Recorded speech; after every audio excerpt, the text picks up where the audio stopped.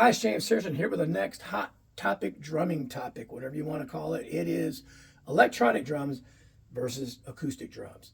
Now, I grew up, there weren't electronic drums. They came out in the 80s, and I was playing in bands and stuff and touring then, playing acoustic drums. Now, I will say this because of my experiences. I don't care what the electronic set is, it doesn't feel the same, it doesn't respond the same, and it doesn't dynamically play the same as an acoustic set. You'll never convince me otherwise. Have they made great strides in making electronic sets more adaptable to do that? Yes, they have. And there's 1,000 things an electronic set can do that an acoustic set can't. And we'll get into that. But for me, I'll always prefer an acoustic set. Now, have I had an electronic set? Yes. Did I use it a lot? No. But there's a lot of features in an electronic set that you can't get from an acoustic set. Um, and so if you're going to buy an electronic set, spend the money and get a better one, because they can do a lot more. They feel better. When I was young, I think Simmons was the first ones I saw. I mean, it was like hitting a tabletop. They were hard. People were hurting themselves playing those drums.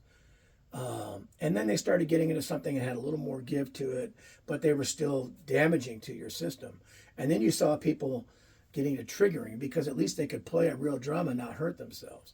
Over time, um, companies, especially Remo and Roland, got together and created these mesh heads.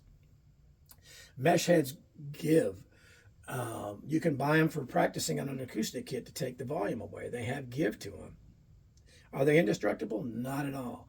But do they have a surface that doesn't put the shock into your tendons and bones? Yes. There was a point where they were coming out with drumsticks that had give to them just for playing the electronic pads. Well, nowadays you can play with whatever you want, and it works. So the things that are beneficial to an electronic drum set, if you're in a situation where you live with other people, or neighbors complain about noise, or other family members don't want you playing it, you're limited to your hours, you can put the headphones on. Yes, it makes a noise, but tick, tick, tick, tick, tick, tick, tick is much better than bash, bash, bash volume of a real drum in that situation. If you play in church situations where volume is often a concern, they're great. It allows you to get a whole variety of pre-programmed drum sounds. Some of them you can even sample sounds you like and use them. But with just tapping your finger, I just tapped it on a drum here, you can get a drum that sounds like boom. Okay, some of them are dynamically sensitive now to a certain point. You can put multiple sounds to where when you hit a rim shot on it, you get a rim shot sound versus hitting the middle of the pad. They've come a long way, and they've created instrument that does so much more than an acoustic set will, especially when you can assign all kinds of sounds to it. So it's become very beneficial in studios. It's become very, very beneficial in live settings, wedding bands and stuff like that, where let's say you're covering a variety of material, and you can store these different drum sets and just press a button and get a sound like Alec Van Halen 1 second, and then get the sound like a James Brown the next, as opposed to an acoustic set that's going to have those sounds. So the window or the door is open to all kinds of possibilities with an electronic set, and it's a great option. Depending on what you're doing, it may be your best option. For me, it's a secondary option. It does open up a lot of doors, but at the same time, there's a feel and a sound associated with acoustic drums that I will always prefer. But if I was young, that would be a tough decision to make. I don't think you'd want to walk into a jazz trio gig with a bassist and a pianist and sit down on an electronic set, and a brushwork and all that. There's limitations on that, but it's not that it's not doable. So it's a different value than it was when I grew up.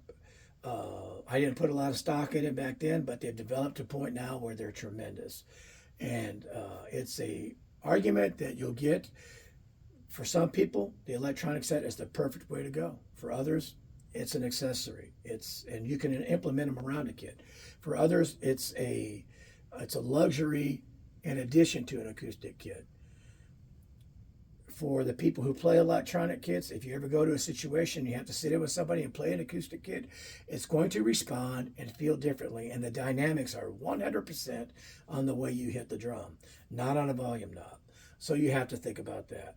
So you weigh it out, you find out what's best for you. They both have a tremendous value, but the electronic field is growing by leaps and bounds every year.